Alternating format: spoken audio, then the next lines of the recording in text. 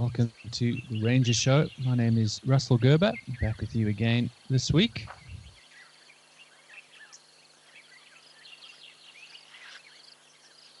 As always, it's a pleasure to be with you. Thank you for joining us out there.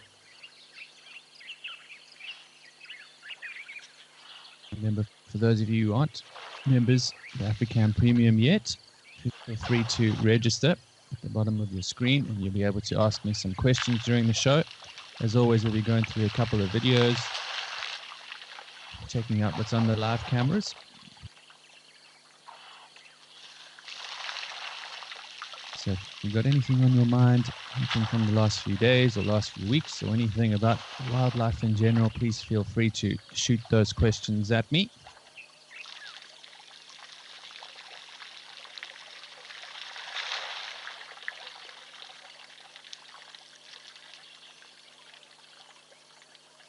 But as always, lovely to be back and thank you for joining us as I mentioned. So hi Suki, it's good to have you back. Leo and Margaret, back again. I'm sure a few more will join us as we go. But we've kicked off today at the wonderful Tembe.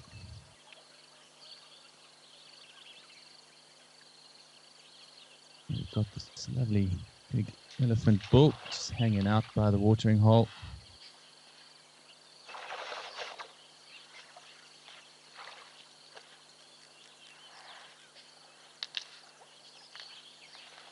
Hi Marcel, welcome back. Good to have you back with us, guys.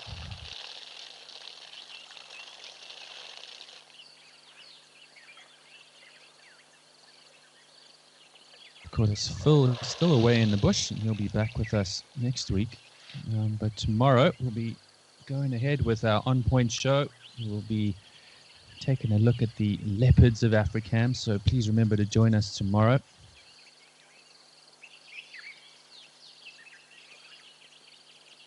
It was Leopard Day yesterday, I believe, so perfect timing.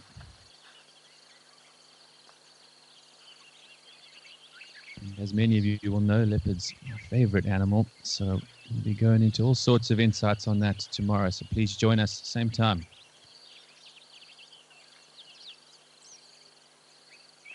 As for these elite bulls, just one around at the moment here at Tembe. We've been really fortunate with the elephant action across the cameras. I'm sure many of you seen that, especially here at Tembe and at Tau. Also getting quite a lot of cats in the late afternoon, especially the lions.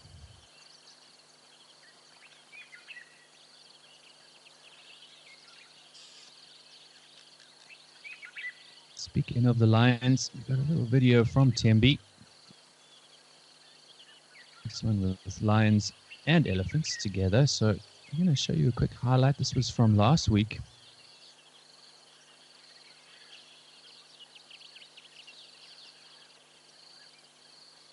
As I said, we've been really fortunate getting more and more of them hanging around. Suki said it was a desperately thin lion at Cat Eye a few nights ago, still roaring loudly.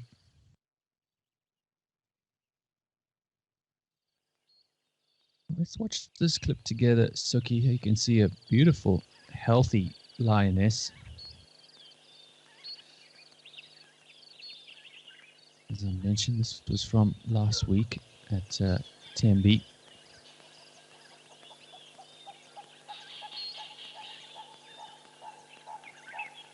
Just give you a few minutes to watch and enjoy it. You can hear the lovely call of that purple-crested Turaco in the background.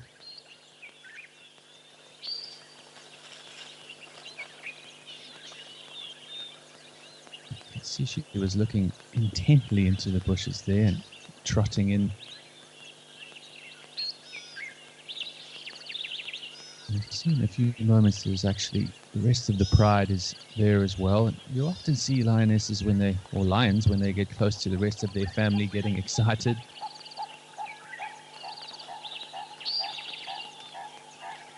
You can see just through the thicket there, little head sticking out.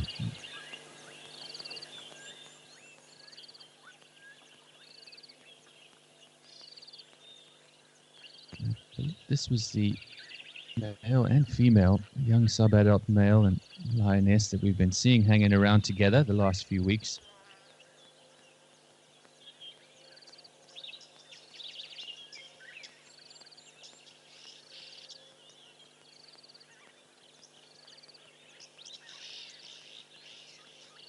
We did a show a couple of weeks ago on lions. And of course, one of the biggest strengths for lions is their gregarious nature.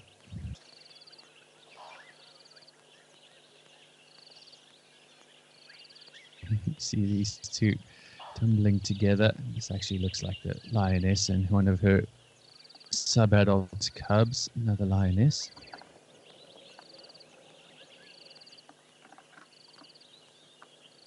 One of the things that makes lions so strong and makes them one of our dominant predators here in Africa is that pride and reinforcing those family bonds. It's really important for them to make sure that they stay strong and work well as a hunting unit.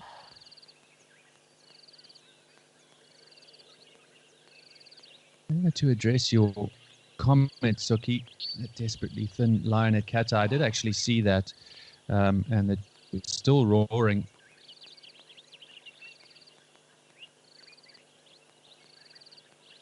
To be honest, it's not unusual for that to happen. Lions can get extremely thin and lose a lot of condition when hunting is a little bit more difficult, or even if they just have a little bit of bad luck with their hunts. And over time, sometimes they can go a week or so, even more, 2 weeks sometimes, without feeding, and they'll lose condition rapidly. You look at them and you think there's no chance that animal is going to make it or survive.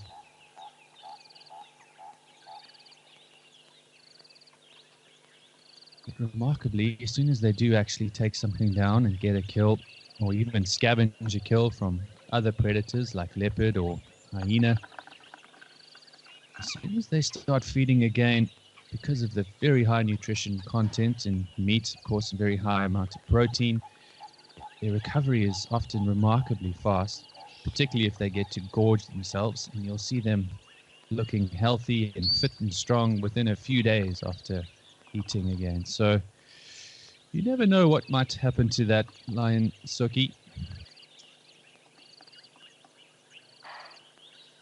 They're incredibly resilient, and often they will make a strong comeback if they get a little bit of a turn in luck when it comes to their hunting.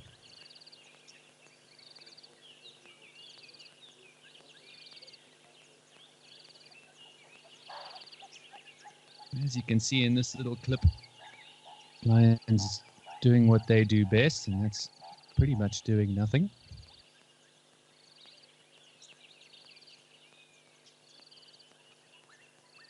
It's one of the ways, of course, that they conserve their energy for those hunts that we were just talking about.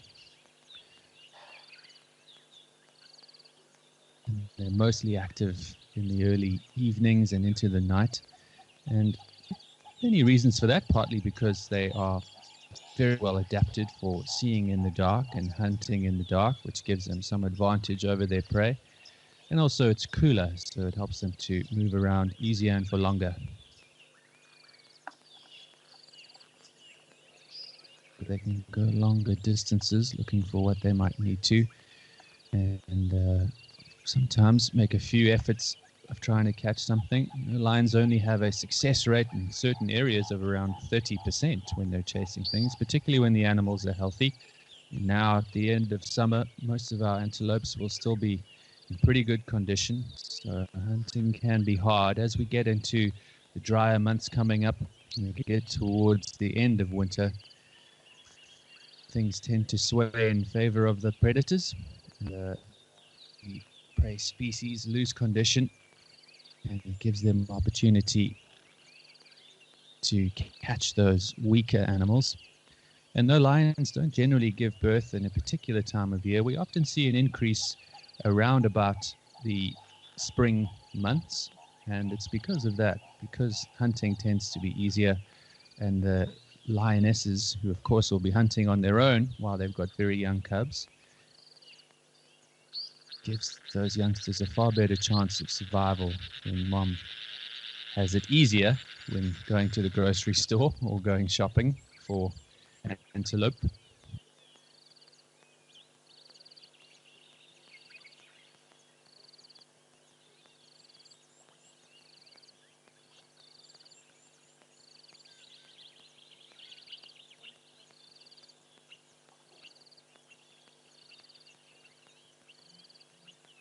Got a lovely clip to get us started. As I said, we've had loads of good action around. So we'll cross back live now to Tembi.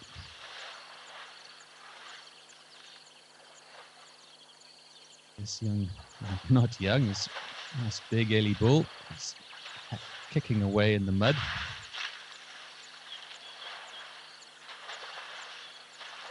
We've got a question from Marcel. Do I have a favorite area to visit in the Northern Kruger Park?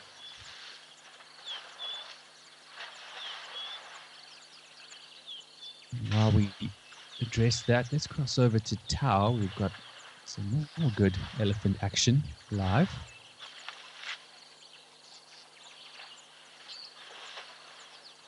To answer your question, Marcel, I do. One of my favorite areas really is Pafuri.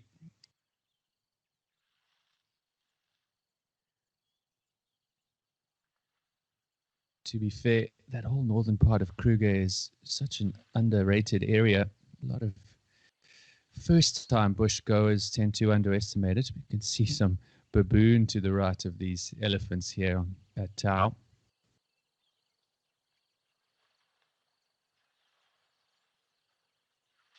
Very young baby in the herd here.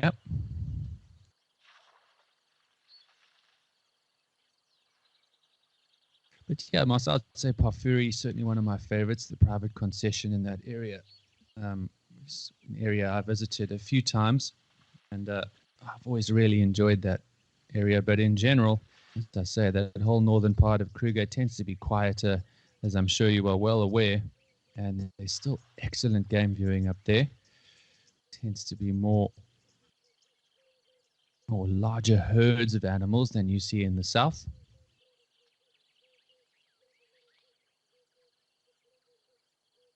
For those who don't know Kruger that well, the north also tends to be a little drier, more sort of plains area, and not as many rivers around as you get in the south, which tends to bring more people. You tend to get more visitors in that area.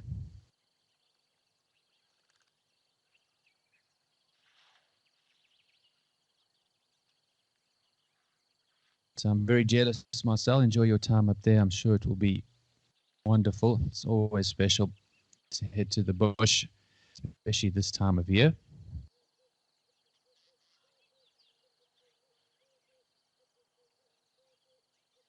See the baboon youngster on the back of mom in the background there. These are, of course, Chacma baboons, our only baboon species here in southern Africa.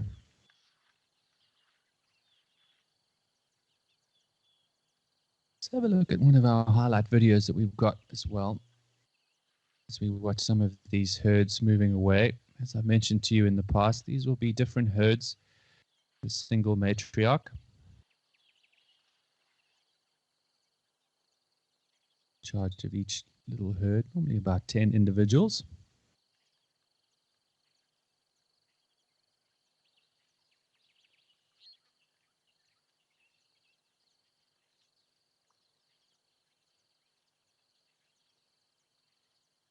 You can see this beautiful little baby here as well. But I've got a lovely little clip that I wanted to show you from Olifants, and I think we'll head over to Olifants after this. A beautiful bird that I wanted to show you.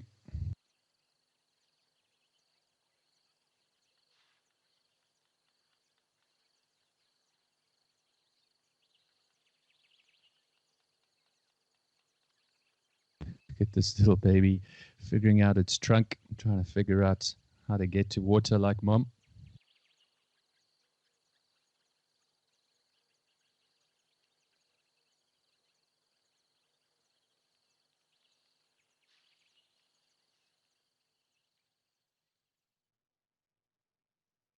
This is actually a clip of the Vervet monkeys at Olifants. So we'll come back to that bird, but cool clip. We don't often get to see these monkeys so nice and close like this, and this chap was just hanging out right near the camera.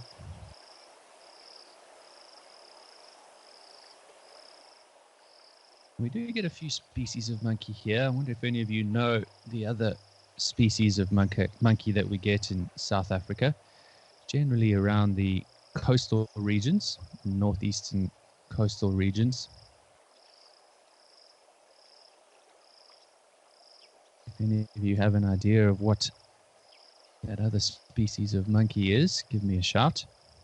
This, of course, Vervet Monkey.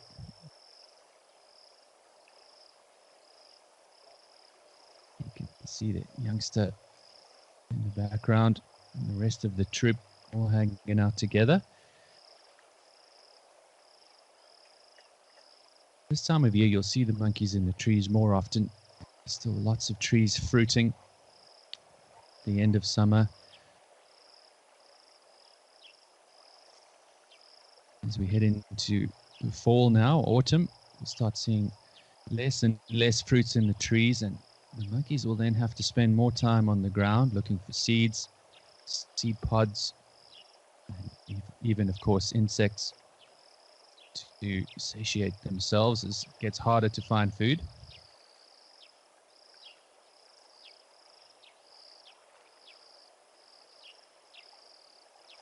Now, the difficulties for them, of course, is when you're foraging on the ground, you are more susceptible to predators.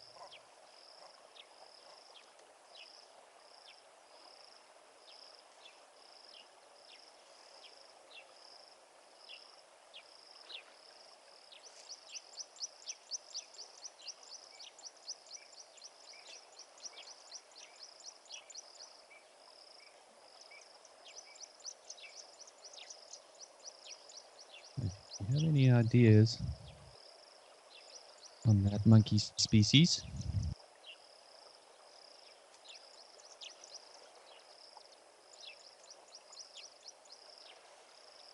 To give me a shout, but I thought this was just a cool little video that we could show you.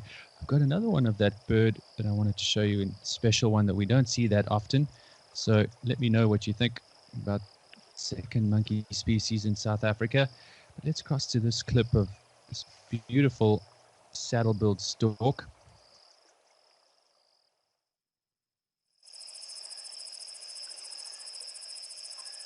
Suki asked, do baboons have babies all year?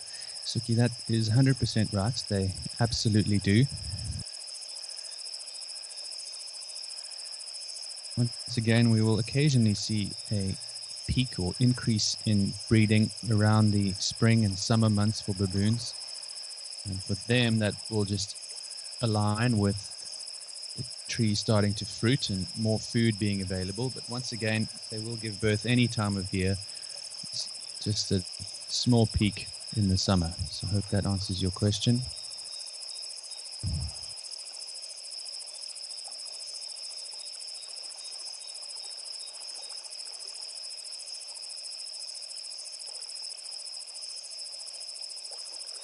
And that's a lovely clip, the saddle-billed stork in the tree perched on the other side of Olifants River. I don't know if any of you saw this, but it's not one we see that often.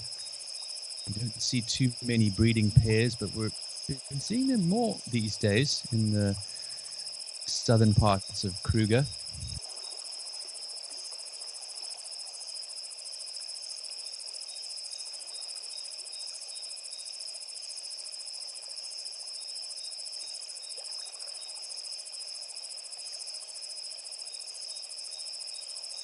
I just thought a really nice clip to show you because, as I say, they're such beautiful birds. And this one, of course, taken at night, so you don't see the crazy coloration of the saddle-billed stork. But if you do have a bird app, have a look, and you can actually see what remarkable birds they are. And you'll often see the storks roosting in the trees along the side of the river, particularly in the summer.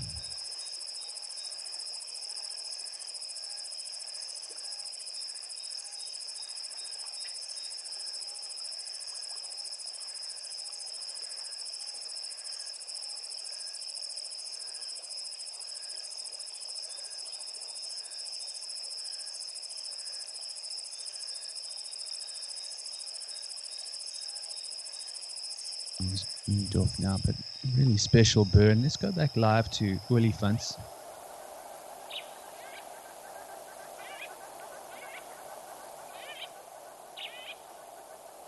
Just to answer that question for you folks, I haven't had any guesses yet, but he's actually Sykes monkey, also some mango monkey.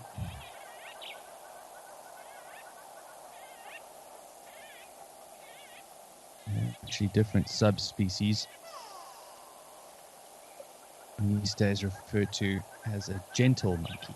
So if you are in the northeastern part of South Africa, particularly those coastal forests of KwaZulu-Natal, you sometimes see these different species, which is always quite fun and interesting.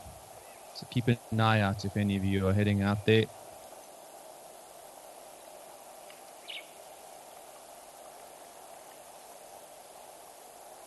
Just seeing what's going on here at Olifants. It's always such a lovely view of the river.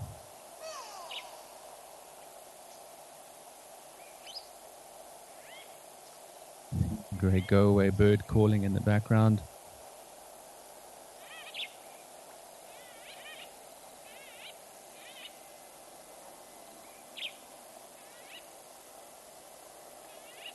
It doesn't look like we've got any visitors at Olifants just yet. We've got plenty of videos to show you.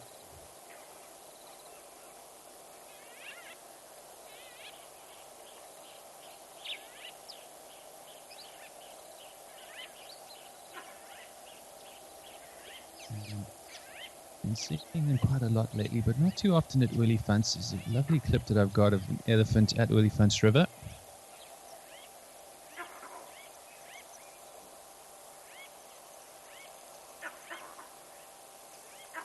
Listen carefully, you can hear a Vervet Monkey alarm calling there. We'll come back to that in a minute. This is a lovely clip of a nice bull elephant taking a slow stroll across the Olifants River. I think we'll just watch and enjoy it for a moment.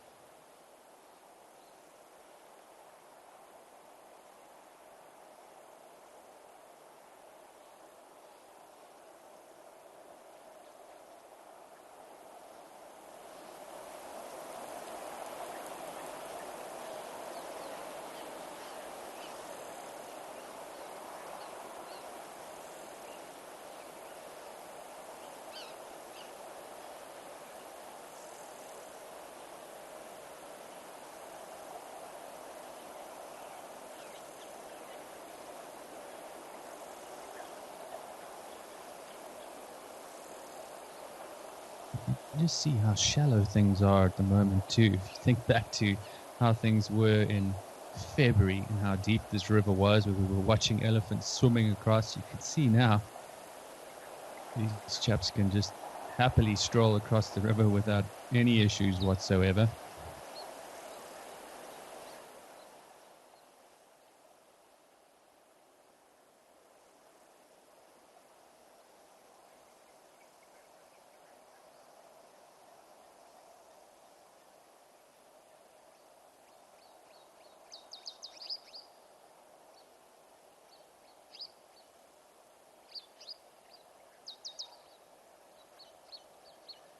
It's always such a pleasure watching these gentle giants taking a stroll across the water.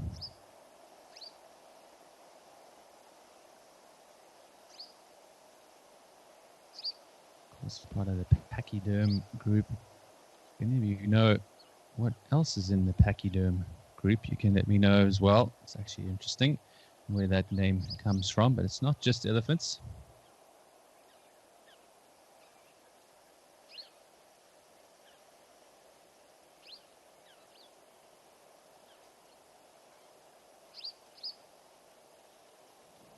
Really cool clip, and as I said, we're in for some interesting times as we head into the dry season.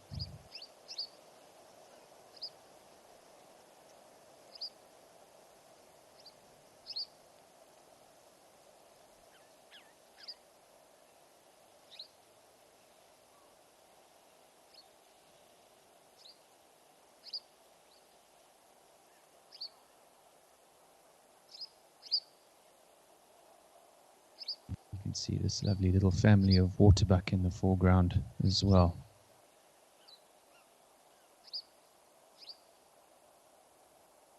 You can see that elephant checking them out, not too sure what to think. Often elephants can't see well from long distances. Once they get closer, their eyesight is excellent.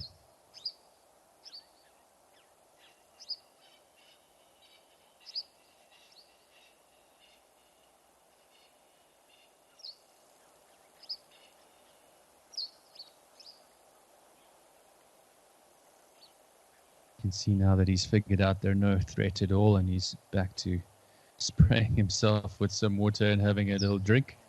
But again, another really cool clip that we got from last week.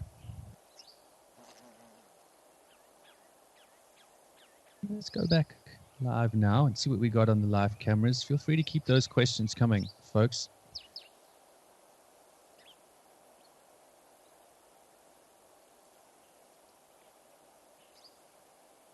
Let's go over to Cat Eye. We haven't been there for a while, and have a look at what we got.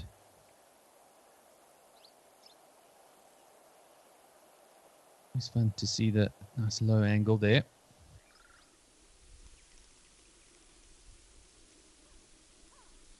You can see the vegetation around the waterhole is disappearing swiftly as it's been overgrazed with all the animals hanging around recent weeks.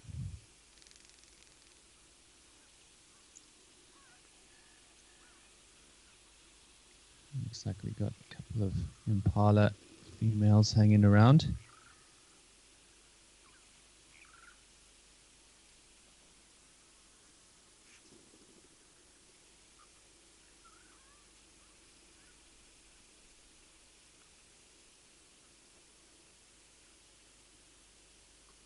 And let's have a look here. We've got some good answers. Sorry, I missed you. We've got some few guests. Stephanie, you cheated and said you looked on Google, so Samango is right.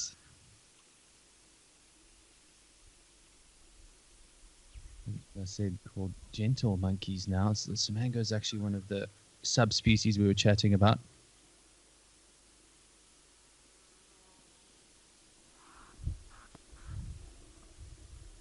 Suki also got it right. Samango is correct. I don't know if any of you have seen them before, but they really are interesting looking monkeys, slightly darker than the vervets, but check it out, they really are quite pretty.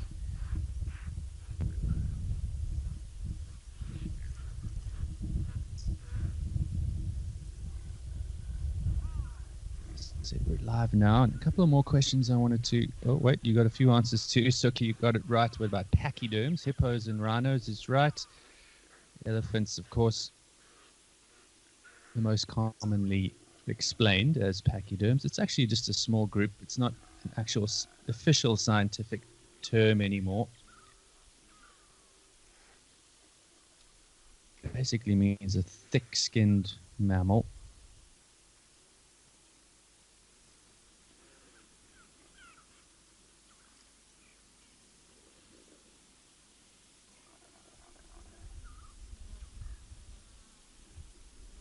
See these impalas just nice, chill out in the shade.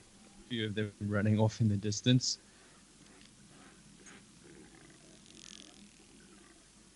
And a question from PM Deovolt: how do elephants get along with rhinos when they encounter each other?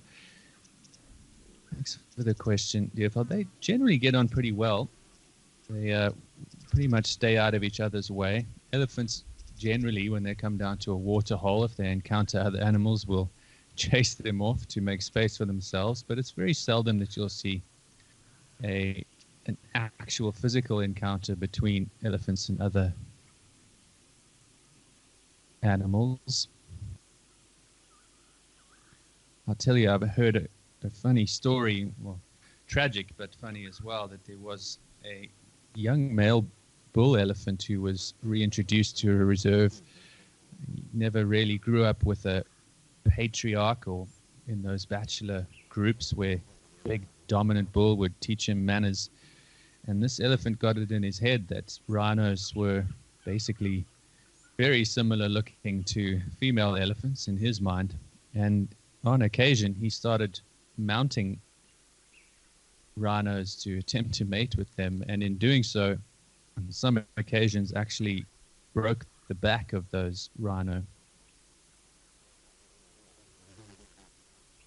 Now, this is obviously very rare and doesn't happen often. And that's why the story was so interesting to me. But fortunately, it is one encounter that I've heard of where it did not work out well for the rhino. But as I mentioned, for the most part, you don't tend to see any physical interaction between the two species like that. But thank you for the question.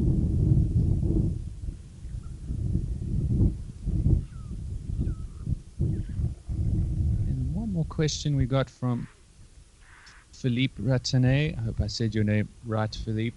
Is it true that elephants can't go down fast? Philippe, yeah, they will go down slowly. If you ever, especially if you watch the camera at Oliphants, actually, there's quite a steep incline and decline on each side of the river. And when you watch them go down, you'll see they do walk down very slowly. They will gently go down the hill. If required, they can go down quickly, but of course, falling over for an elephant with all that weight can be very dangerous for them. So they tend to be very careful on their feet.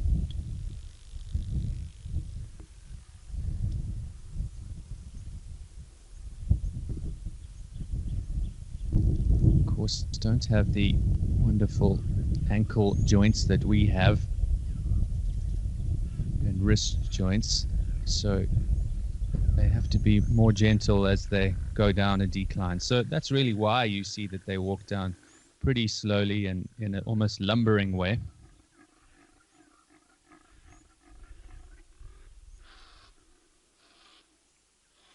I'm enjoying watching this female impala chew the cud.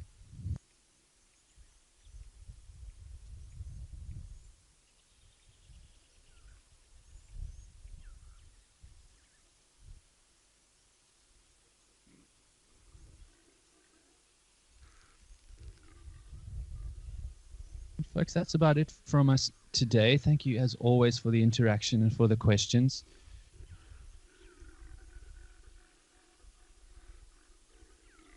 And Marcel asks, do you have a photographic assignment for us for the Kruger Park, just for fun?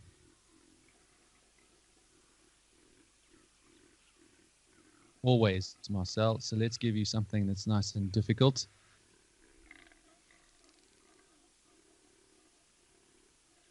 How about a shot of leopards mating while you're up there?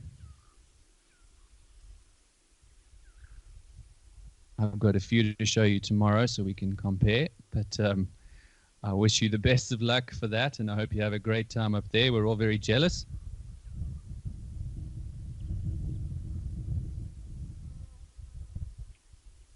As always, to all of you, thank you for joining us. It's been a pleasure to be with you in the bush, digitally as it may be, but please remember to join us tomorrow for our On Point show on leopards. Keep those questions coming, or think of anything that you might want to know about, but we will be there. And remember, the show will actually go on the website after if you can't make it live tomorrow. But do join us then, and I will see you all again tomorrow, 2:30, same time. So thanks again, everyone. Ciao for now.